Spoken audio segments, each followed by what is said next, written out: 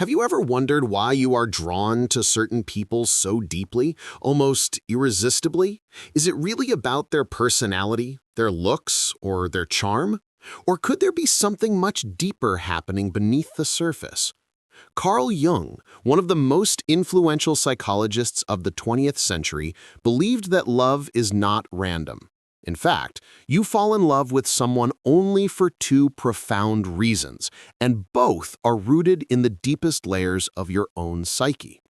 In this video, we will explore Jung's fascinating ideas on love and discover why you are magnetically pulled towards certain people, not for who they appear to be, but for what they represent in your inner world.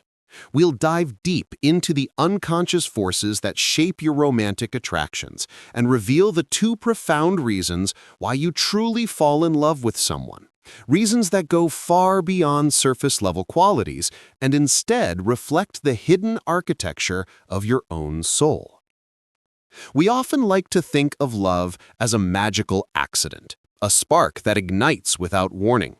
Yet for Carl Jung, even the most sudden attraction follows a deeper order, an inner logic crafted not by chance but by your unconscious.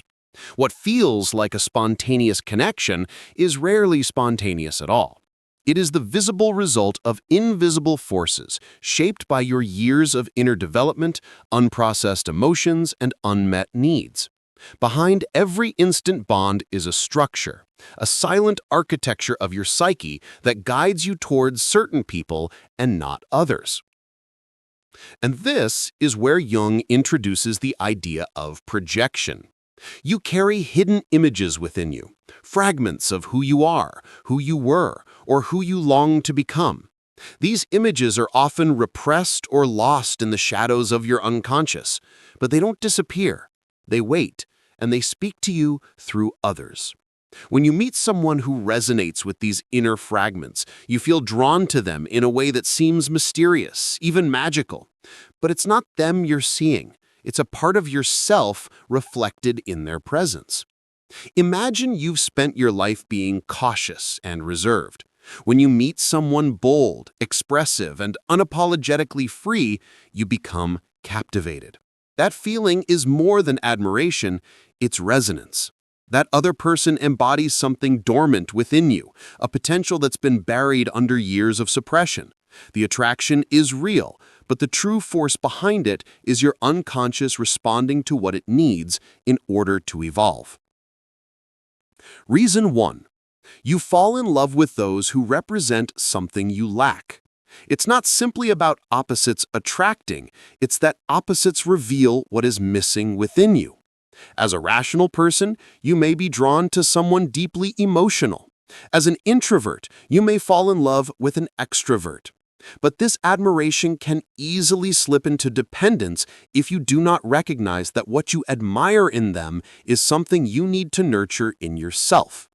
You may cling to them not out of genuine love, but out of unconscious need. And as soon as that need changes, or as soon as their humanity disrupts your idealized image, the attraction may fade. This is the danger of projection. Jung took this concept even further with his idea of the Anima and Animus, archetypal images of the opposite gender that live deep within your psyche.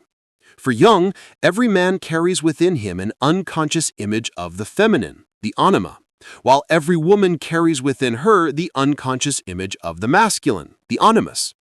These inner figures are shaped by your earliest relationships, especially with your parents, and by culture and myth.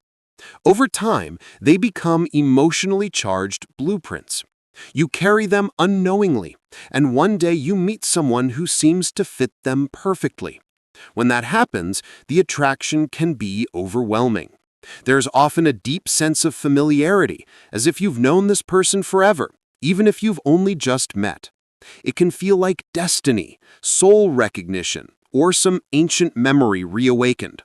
But Jung would caution you, this is not fate. This is your psyche seeing its own internal design reflected in another human being. Reason 2. You fall in love with those who represent a powerful unconscious image you carry within you. They resemble the unconscious image you've carried for years, perhaps not in looks, but in essence. They activate an internal pattern within you that stirs powerful emotion. And that's why the connection feels immediate and irrational. It's not about them, it's about the symbol they've become to your inner world. But here lies the problem. When you fall in love with an inner image projected onto someone, you're not really seeing them. You're seeing a fantasy, a sacred idea, a psychological construction. They become the screen for a projection that was written long before you met them. And as soon as the real them begins to emerge, their flaws, their contradictions, your fantasy begins to crumble. What once felt divine becomes confusing. Conflicts emerge, disappointment follows, and the illusion collapses under the weight of truth.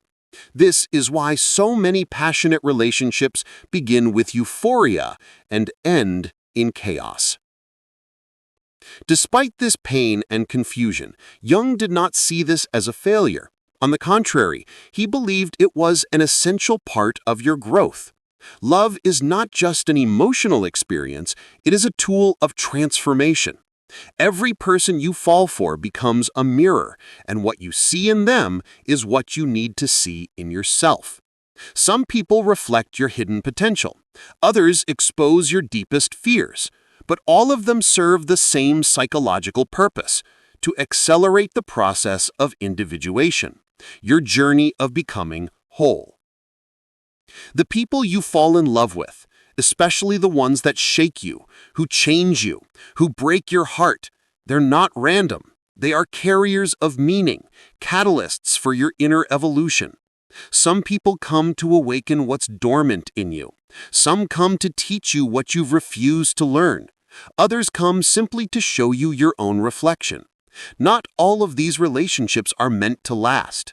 Some are meant to disrupt, some are designed to break patterns. So why do you fall in love? Because they either reflect something you desperately need, or they activate something you have forgotten. In both cases, the love is not really about them. It's about your own self trying to evolve. But if you don't recognize these patterns, you risk staying trapped, attracted to the same types, repeating the same relationships, chasing the same illusions. Jung would say the answer is awareness. Once you understand your projections, your inner figures, your patterns, you stop looking for someone to complete you. You start becoming whole within yourself. And from that place, love transforms. It's no longer based on fantasy or fear. It becomes real, grounded, and free. Because in the end, the deepest love is not about finding the perfect person. It's about awakening the parts of yourself that have been waiting to be seen. You don't just fall in love with others. You fall in love with the version of yourself they help you uncover. So the next time you feel that deep pull toward another, ask yourself, what part of my soul is waking up right now?